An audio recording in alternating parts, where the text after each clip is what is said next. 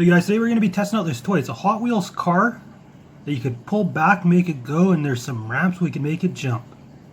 There's 7 different sports cars. Collect them all. I actually bought this from the dollar store. It was like $2, I believe. And these are all different cars you could get. I'm hoping to get the...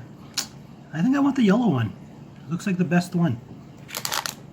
There's a nice green one. Yeah, I'm going for the yellow. Let's just see what it says. Yeah, the yellow. And then it comes with some wraps. Let's open up and see what it looks like. Okay, so I'm going to open it up. Let's see. Okay, we got a yellow car. Oh, we got the white car. Still pretty cool. We only got 1 ramp. I thought it said 4 ramps. Here's a little pamphlet looking thing. 4 assorted ramps. Oh. 8 sports cars. I thought it said 7. Pullback action. Let's jump this, see how far it can jump. Let's see if we pull it back. Oh, that goes pretty fast. Okay, I'm going to pull it back and let's see it fly.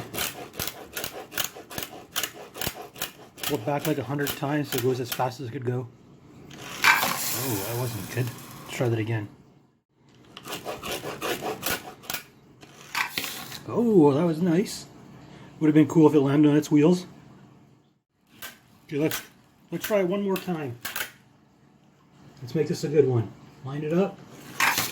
Oh, barely hit the ramp. Let's try it again.